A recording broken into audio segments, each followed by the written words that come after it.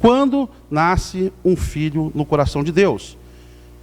Geralmente nós gostamos ou aceitamos que uma pessoa nasce por evangelho quando ela levanta a mão. Quando ela levantou a mão, ela se converteu.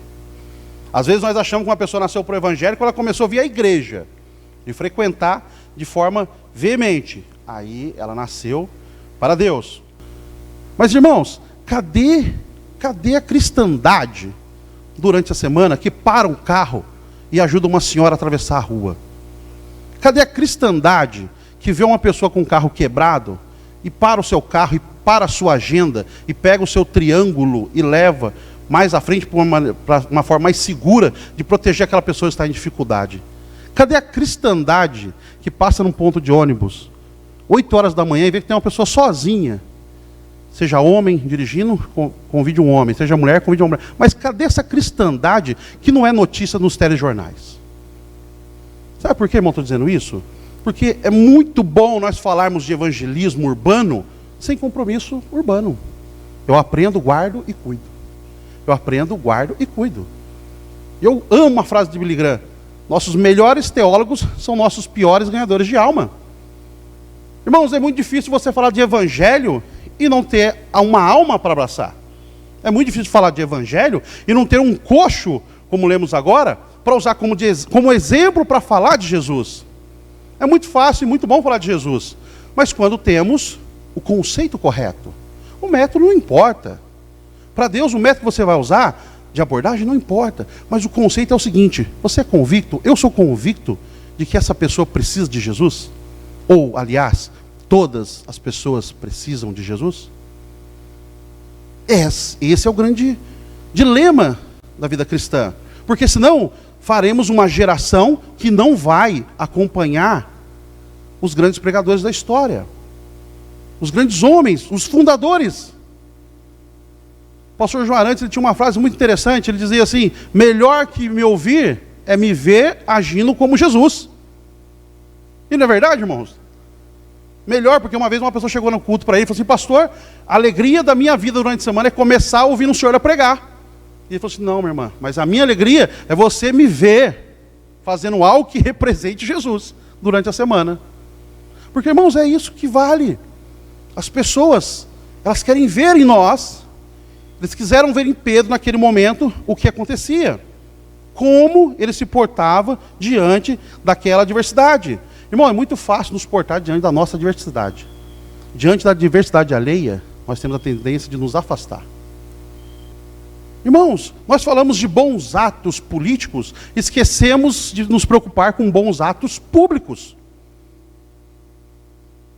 Realmente, o que o pastor falou é verdade. Nós, publicamente, podemos protestar para que algo mude. Mas nós ainda temos um compromisso de ir além. Que mude para o rumo certo. Para que as pessoas conheçam ao Deus único e verdadeiro. Não somente mude. Evangelismo urbano, o conceito é sair somente? Sim, este é o conceito. Mas existe um outro método a se fazer uso: trazê-los. Não necessariamente para essa igreja, mas trazê-los ao conhecimento do Evangelho. Quando olhamos a história do cristianismo, quando olhamos o que foi feito e como as pessoas se deram, é difícil não pensar em algumas pessoas que fizeram história. Irmão, não significa que você deva fazer história para ficar conhecido, mas uma coisa é certa: o seu nome não pode e não deve estar no livro da vida por acaso.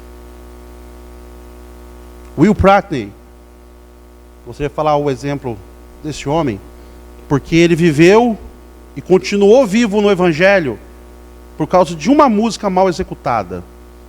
E por que eu quero dizer isso? Porque um dia os discípulos falaram: mestre, aqueles homens estão falando até corretamente, mas não estão conosco.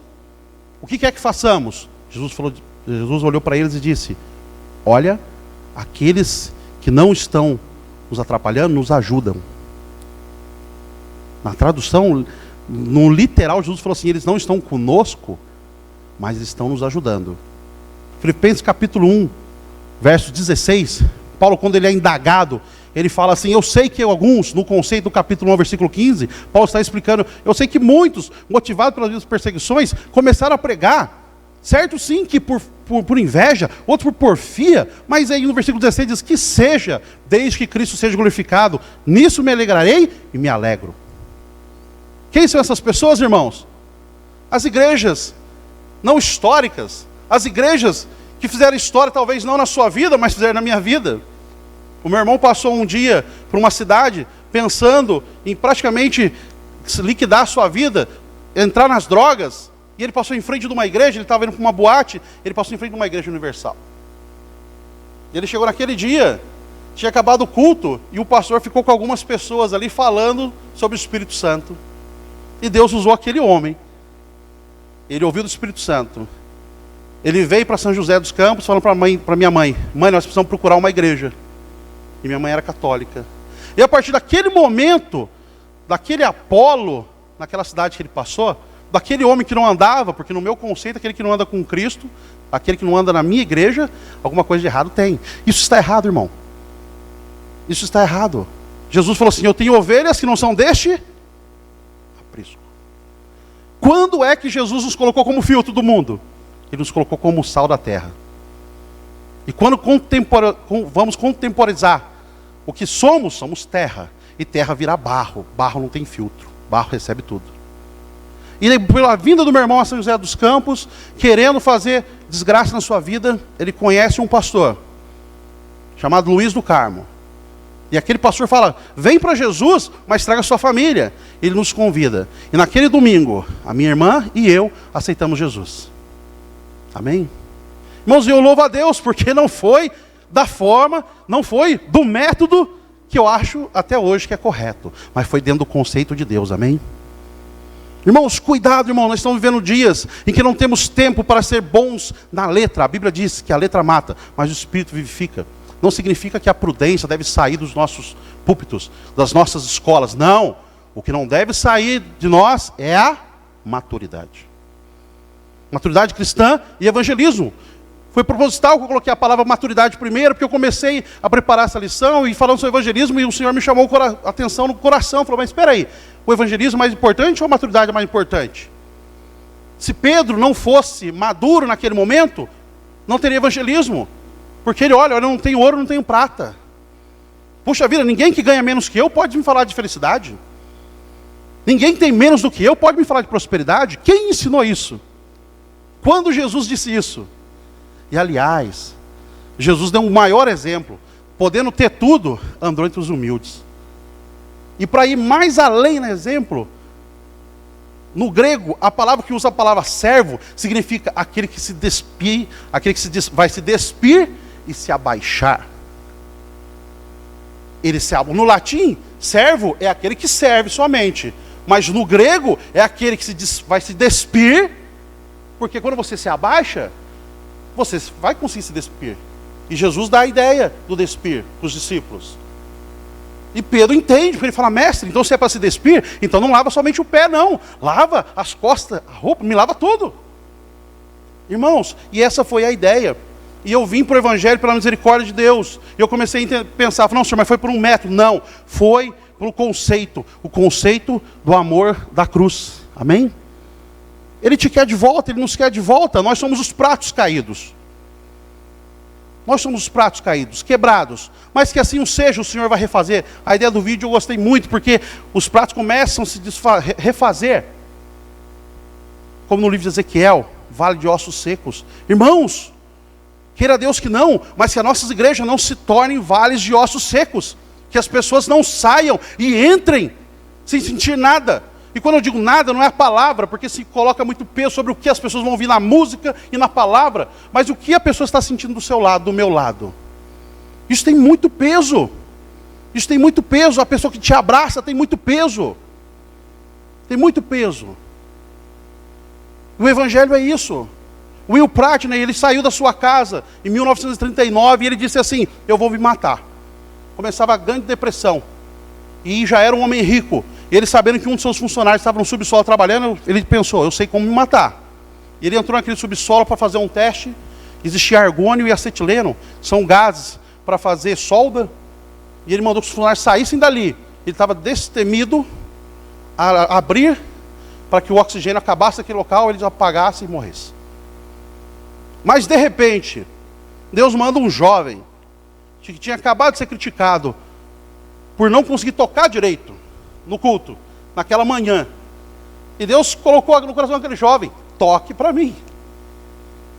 Bom, para quem que nós temos vivido o Evangelho? Para a igreja? Está errado. Se você estiver vivendo o Evangelho para sua esposa, está errado.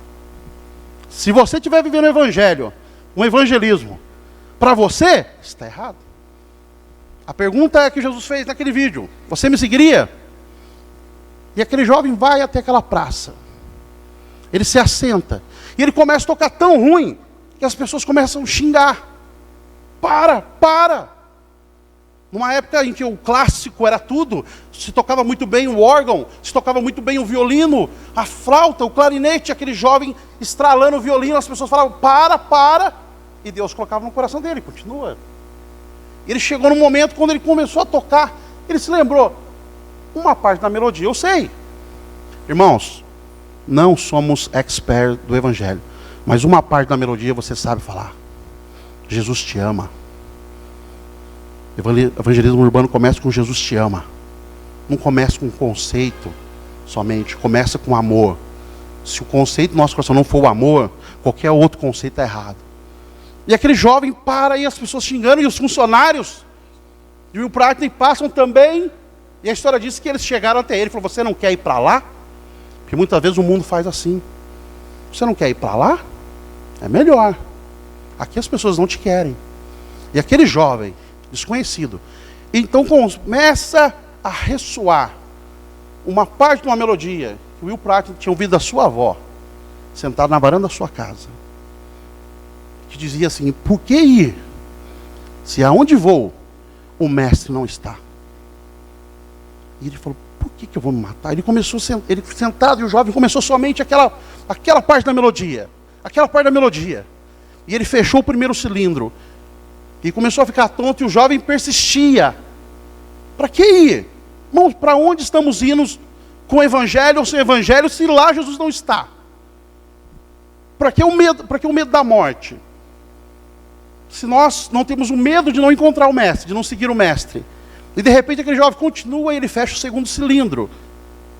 E o jovem consegue executar aquela nota. Para que ir, se neste lugar o Mestre não está? O Will Pratt sai de dentro daquele buraco, literalmente. Ele abraça aquele jovem, e aquele jovem sem entender nada vai embora. Como que diz? Pelo menos uma pessoa, o artista de uma plateia, é um fracasso para o mundo. Mas aquele jovem fez levantar um homem que ajuda ao redor do mundo, em média, 60 agências missionárias, com seu patrimônio após a sua morte. Porque alguém insistiu em falar: para que fazer qualquer coisa se o final não é Cristo? Irmãos, não teria o porquê uma aula de evangelismo, de tratar da maturidade, se o final não for levar pessoas a Cristo, amém? Se tudo que nós fizermos dentro dessas quatro paredes não redundar em pessoas irem a Cristo, desculpe-me a franqueza, estamos perdendo o nosso tempo. É a ideia do que Jesus fez com a oliveira. É a ideia que Jesus fez quando disse aos seus discípulos: eu sou a videira verdadeira. Vós sois o ramos. E todo ramo que está em mim tem que dar fruto. Enfaticamente. Irmãos, queira Deus que nesta manhã não somente vejamos a beleza do evangelizar, mas que vejamos claramente que a mensagem da cruz é a coisa mais linda para se tratar quando se fala de Deus. O mundo sempre terá estratégias, mas os últimos e derradeiros dias do homem são os momentos para se buscar a Deus. E que assim o seja. A natureza do homem se volta no seu findar a Deus. Então é muito importante, quando o John ele fala sobre o princípio da capelania hospitalar, irmãos, é uma coisa maravilhosa. Esse trabalho está sendo feito na igreja também, para visitar a casa de idosos. O trabalho que vimos no domingo passado também, com o trabalho das crianças. Irmãos, esse é o fundamento. E para concluir, eu gostaria de ler o versículo 26 de Atos 3. Atos 3, 26, Atos 3, que nós lemos até o versículo 19, no versículo 26, Pedro diz assim: tendo Deus ressuscitado a seu servo, Jesus, enviou primeiramente a vós outros, para vos abençoar, no sentido de que cada um se aparte das suas perversidades. Lembra da ideia da convicção, dos dois Cs? Qual é que é a convicção que nós temos hoje? Nos santificar para Deus ou acompanhar o adágio do mundo, o andar do mundo? Porque todas as coisas no mundo não remetem a Deus, remetem ao próprio mundo. Porque Jesus disse: o mundo vai me odiar, e odiará a vós outros, porque não nos conhece, não me conhece. E também não vai reconhecer em vós que sois deles. Então, quando olharmos para a cruz de Cristo, devemos olhar, primeiramente, com a maturidade cristã que Deus espera de nós. Porque quando olhamos uma lição como essa, que você deve crescer em sabedoria, irmãos, crescer é muito fácil. Crescer é fácil. Você não percebeu e você cresceu. Então é fácil crescer. Mas com sabedoria é difícil. E essa sabedoria ela só vem do alto. E Jesus ele falou: olha, aquele que não tiver sabedoria, peça a Deus, que a todos dá.